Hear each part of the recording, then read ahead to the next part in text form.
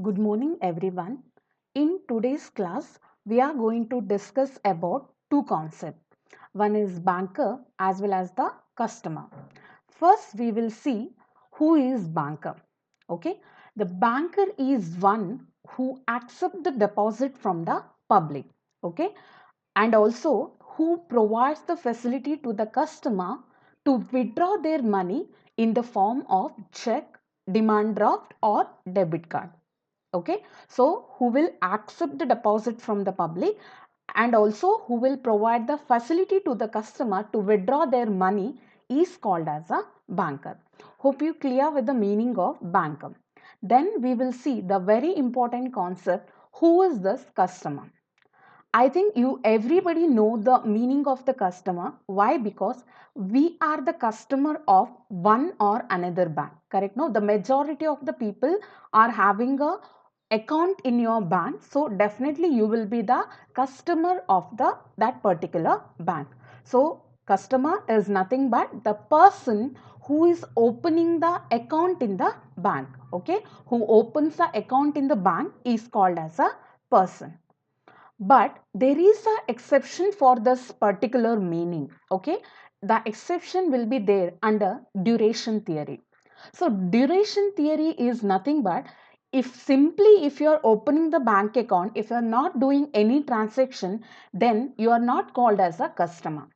If you want to be called as a customer for a particular period, you have to do the transaction with the particular bank. And also, see, for example, if you're simply doing the transaction with bank also, you cannot call it as a customer. See, for example, I want to draw one demand draft. Okay, so I want the demand draft of Vijay Bank. So I will go to the bank, I will draw the DD, correct? No, so it is not necessary that I should have the account in Vijay Bank. So understand. So this concept you should be clearly understand. Okay, so customer means in the one side the meaning is, suppose if you open the bank account, okay, you will become the customer, but in another side there is a exception for that. Not only opening the bank account, along with that what you have to do is you have to, for a particular period of time, you have to do the transaction, then only you will be called it as a customer. Hope you are clear with the banker as well as the customer. In the next concept, we are studying about the relationship between the banker and customer. What are the different kinds of relationship the banker and the customer is having? Okay, there is two types of relationship. One is general relationship, another one is the special relationship. In this particular class, we are going to study about the general relationship, and the special relationship we are studying in the next class. Okay, so under general relationship, the very important relationship or very basic relationship is debtor and creditor. Okay, so when the customer deposit the money to bank, okay, whenever the customer deposit the money to the bank, this relationship of debtor and creditor will arise.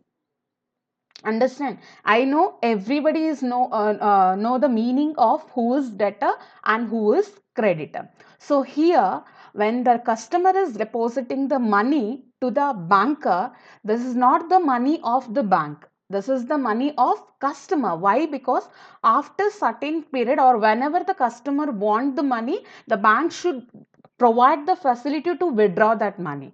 So here the customer will become the creditor and the bank will become the debtor. Okay, so this is about the first one.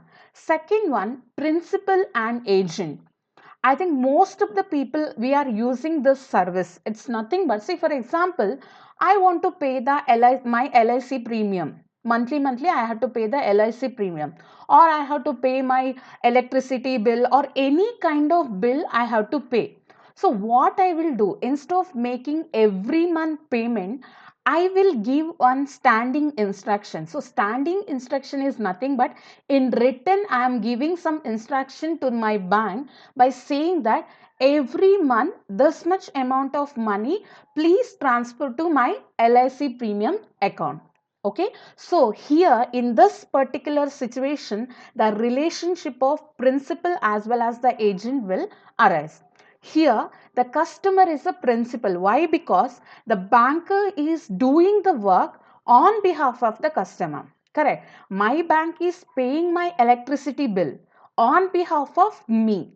Me means I am the customer, correct? No, so I am the principal here and bank is the agent. Are you clear with this? Okay, next we will see the next relationship, that is bailor and bailee. Okay, bailor and bailee, it's nothing but, see, for example, every customer will transfer or will transfer their valuables like jewels or security or documents, anything to the customer. Okay, sorry, to the bank for the safe, for the safety, correct? No, so in this particular case, okay, the customer is transferring the valuables like jewels, securities, documents to the bank, and the bank is accepting that. So the customer will become the bailor. The person who transferred the valuable will become the bailor, and the person who accept the valuables will become the bailee. So bailor is customer as well as the bailee is the banker. Okay, this is about the bailor and bailee relationship. This is nothing but, keep that in mind when you are transferring some valuables for the sake of security. Okay, we cannot keep the jewels in home, so for that reason what we will do, we will open one locker in the bank and we will transfer all our jewels to that particular locker. In that particular case, we will become the bailor and the person who is accepting is become the bailee. Okay, so this is about the bailor and bailee, that is the third relationship.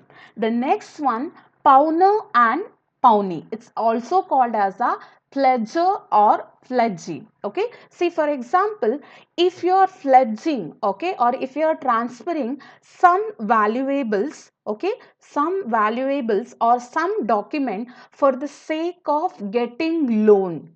See, for example, I am if you can take the example of jewel loan.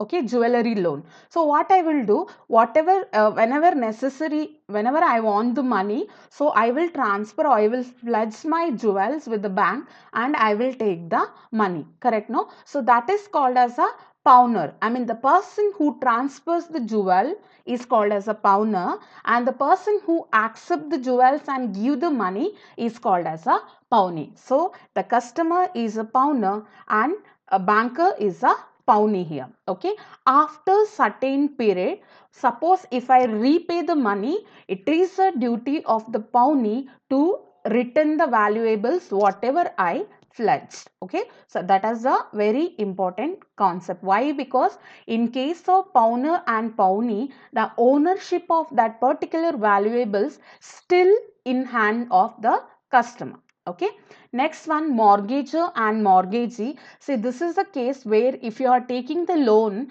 the bank will ask certain documents for the sake of security. Suppose if the customer is not written that money, so what they will do, they will take that they will take the amount from the security whatever we are mortgaged. Okay, so maybe, see, for example, I'm pledged my land.